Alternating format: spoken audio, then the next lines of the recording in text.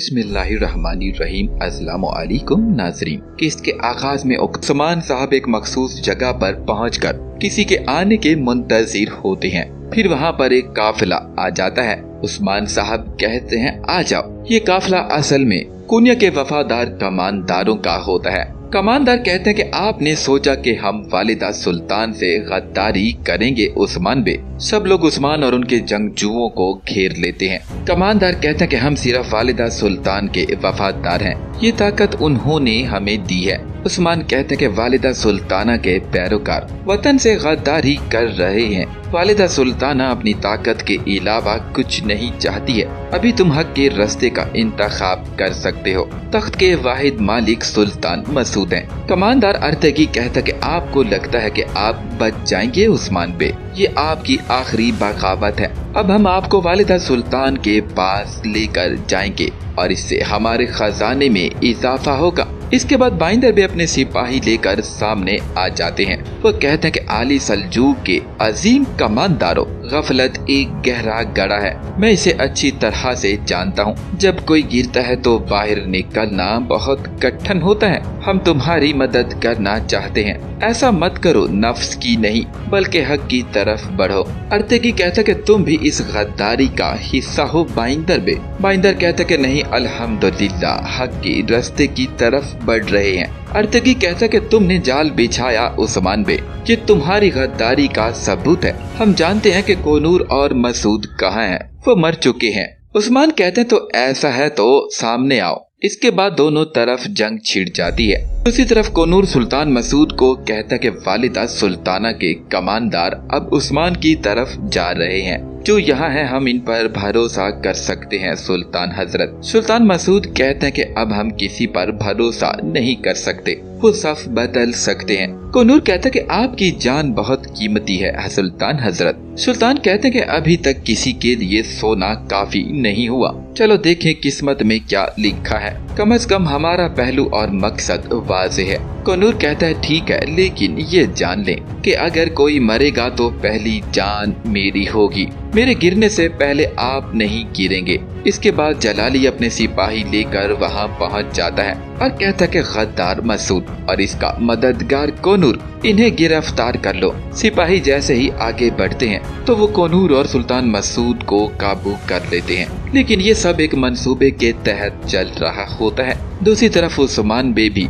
कमानदार अर्तगी को जोरदार तमांचे मारते हैं। वो चाहते हैं कि हमारे भाई मुसलमान हैं और इन्हें शहीद न किया जाए, सिर्फ इन्हें घुटनों के बल लाया जाए। इसके बाद सबको गिरफ्तार कर लिया जाता है। उस्मान कहते हैं कि अभी तुम्हें लगता है कि तुमने हमें धोखा दिया है, लेकिन हमें शुरू से ही मालूम था कि तुम वालिदा सुल्ताना के वफादार हो। इन सरजमीनों पर अगर कोई जाल बिछा सकता है तो वो सिर्फ हम हैं। अर्तगी कहता कि वालिदा सुल्तान तुमसे इसका हिसाब लेंगी। मसूद और कोनूर के सर पहले ही कलम किए जा चुके हैं। हमारी मौत से क्या फर्क पड़ेगा। उस्मान कहते कि तुम जानते हो कि मैंने तुम्हें यहाँ क्यों बुलवाया है, ताकि कुनिया में इस्मेहान सुल्ताना का वफादार कमानदार न बचे। कुनिया के कमानदार सिर्फ सुल्तान मसूद के वफादार हैं। तो अब कुनिया से यहाँ आकर आपने वालिदा सुल्ताना को अकेला छोड़ दिया। अब बाइंदर बे इन्हें हुसैन के साथ गार में ले जाओ। इनके साथ क्या करना है इसका फैसला सुल्तान मसूद तख्त पर बैठने के बाद करेंगे। बाइंदर कहता है जो सरदार का हुक्म। फिर उस्मान बाइंदर के कान में जाकर कहते हैं वालिदा सुल्ताना के पास जाओ, अपना फर्ज जारी रखो। बाइंदर निकल जाता है। इसके बाद अलजीजैक को अदालत के बाहर दिखाया जाता है और इसी दौरान बैंकी खातून को बाहर लाया जाता है। अलजीजैक पूछती है कि इनकी क्या सजा है। खाला अम्मा बताइए जरा। मलहन कहती है कि काजी आफंदी ने बैंकी खातून को 2 साल के लिए जिला वतन कर दिया है। वो यहाँ से जाने तक जिंदान में रहेंगी। अलजीजैक अपनी वालिदा से लिपट जाती है। बैंकी कहती है मत रो मेरी प्यारी बेटी, मुझ पर गुस्सा न होना। इसके बाद बैंकी खातून अलजीजैक का हाथ छुड़ा कर निकल जाती है और सिपाही उसे जिंदान ले जाते हैं। दूसरी तरफ जलाली अलाउद्दीन के पास पहुंचता है और कहता है कि ये वो गद्दार हैं जिन्होंने आपके तख्त पर नजरें जमा रखी हैं, खून रेजी का मंसूबा तैयार कर रखा है। सिपाही कोनूर और सुल्तान अलाउद्दीन को घुटनों के बल बिठा देते हैं। कमानदार कहता है कि ये आपके गद्दार चचा मसूद और उस्मान का सिपाही कोनूर है। अलाउद्दीन कहता है कि चाचा आपने मेरे साथ ऐसा क्यों किया? मैंने तो हमेशा आपको जिंदा रखना चाहा, आपके खिलाफ नहीं गया। मेरा वाहिद मकसद रियासत की लंबी उम्र रही है। इसके बाद इस्मिहान सुल्ताना अंदर आ जाती हैं। अलाउद्दीन कहते हैं वालिदा अहवाल देख रही हैं क्या? इस्मिहान अलाउद्दीन और कोनूर को देखती हैं और कहती हैं देख रही हूँ सुल्तान हजरत लड़े। गद्दार उस्मान तख्त पर मसूद के साथ मिलकर हमला करना चाहता है, इसलिए मैंने खसूसी मुहाफिज रखे हैं, लेकिन ऐसा लगता है कि अब इनकी कोई जरूरत नहीं है। मसूद जिंदान में पुरअमन मौत मरने की बजाय आपने उस्मान को अपने मंसूबों में खुद को इस्तेमाल करने की इजाजत दी है। आपने आली सल्जूक को बहुत बड़ा नुकसान पहुंचाया। सुल्तान मसूद कहते हैं कि तुम रियासत को फायदा नाइमान के साथ काम करने से और तुर्कों को इस्लाम के खिलाफ जाने से होगा क्या? और तुम अलाउद्दीन वालिदैन हमेशा तुम्हें काबू में रखें क्या? ऐसे सुल्तान बनोगे? लोग जो सदियों से मंगोलों से आजाद होने की कोशिश कर रहे हैं,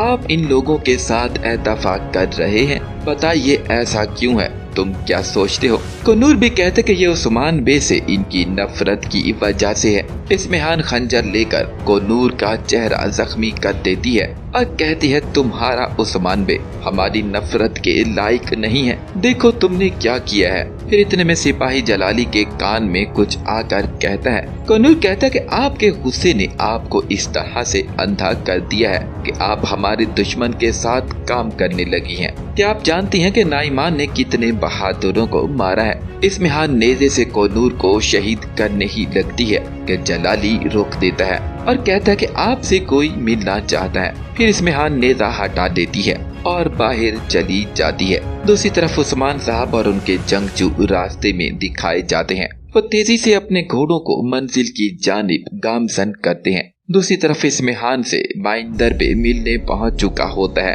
वो कहता है कि वालिदा सुल्तान हमने कोनिया के शहर की इस जगह की निशानदही कर दी है जहां उस्मान छुपा हुआ है। हर एक पर नजर रखी जा रही है। हम आपके हुक्म के मुंतजिर हैं, लेकिन आप फिक्र ना करें, मैं इसे जल्द अज जल्द आपके पास ला सकता हूँ। इस्मिहान कहती है इसे फौरी तौर पर तलाश करो बाइंदर बे। वो तब तक सांस लेते रहेंगे। फिर इतने में बाहर से आवाज आती है। हुसैन कहता है मैं अंदर आ सकता हूँ। हुसैन कहता है कि वालिदा सुल्ताना हमें उस्मान मिल चुका है। बाइंदर कहता है कि वालिदा सुल्ताना मुझे इजाजत दे, मैं इस गद्दार को आपके पास लाऊंगा। इस्मिहान कहते कि अगर खाली हाथ बाइंदर बे तुम आए तो मैं तुम्हें जिंदान में डाल दूंगी। मैं इन सब को कोनिया के मैदान में लटकाऊंगी। इसके बाद कोई भी बगावत के बारे में नहीं सोचेगा। जल्दी करो बाइंदर बे, इनकी हर सांस हमें नुकसान पहुंचाती है। बाइंदर के जाने के बाद इस्मिहान कहती है कि चौदार के बाइंदर मुझे धोखा देने की कोशिश करोगे तो मैं तुम्हें दर्दनाक अजियत दूंगी। दूसरी तरफ जेर कताई मालगाड़ियों के साथ यानी शहर पहुंच चुका होता है। जेर कताई कहता है कि कमराल अब्दाल फौरन आइए। अलगन खातून आकर देखती है तो गरबस अलब शदीद जख्मी होता है। आयशा कहती है फौरन सिपाहियों कमराल अब्दाल को ढूंढ कर लाओ। जेर कताई काराइबे के पास पहुंचता है और कहता है कि मदद करो, मेरा भाई मर रहा है। काराइबे कहती है कि इसका जख्म गहरा लगता है, इसे जल्दी से अंदर ले जाओ, जख्म को साफ करने की जरूरत है। इस पर गरबस अलब कहता है कि मेरा वक्त आ चुका है, रुक जाओ, मुझे माफ कर देना। जेर कताई कहता कि नहीं, हम मिलकर मजीद खाएंगे। इस पर गरबस अलब कहता कि नहीं भाई, और वो आसमान की तरफ देखकर कलमा शहादत पढ़ लेता है। इसके साथ ही गरबस अलब की आंख खुल जाती है। वो कहता कि क्या मैं मरा नहीं हूँ? इस पर जेर कताई और बाई संगुर चादर ताने कहते हैं कि रुक जाओ, ये सवाल करने का वक्त नहीं है। गरबस कहता है कि मैं वाकई मर चुका हूँ। पूछगछ शुरू हो चुकी है। जेरकताई कहता है कि मुझे बताओ तुम्हारा रब कौन है।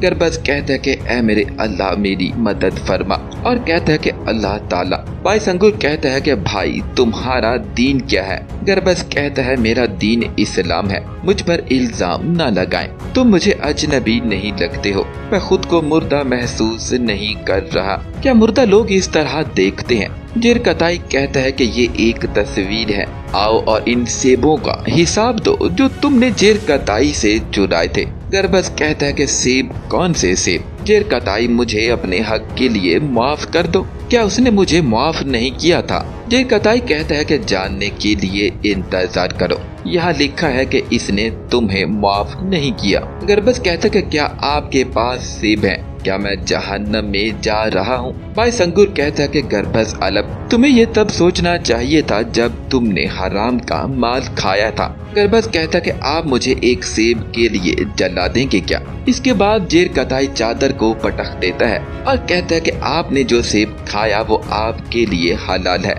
मुझे हुक्म दो, मैं तुम्हें सारा दरख्त खिला दूंगा। भाई उठ जाओ। फिर गरबस अलग को उठाकर बिठाया जाता है। गरबस कहता है क्या मैं मरा नहीं हूँ? जेरकताई मैं तुम्हें मार डालूंगा। लेकिन उसे गर्दन में शदीद तकलीफ महसूस होती है और जेरकताई उसे लिटा देता है। वो कहता कि सो जाओ और अपनी सेहत का ख्याल रखो। इसको ले जाओ और इसे सोने दो। बाईसंगुर कहता है ये अच्छा हो गया, आप आराम करें, चलते हैं भाई, वजीफा हमारा मुंतजिर है। गरबस खुश हो जाता है और कहता शुक्र है कि मैं मरा नहीं। और नाजरीन, इस तरह से इस एपिसोड का यहाँ इख्तिताम हुआ।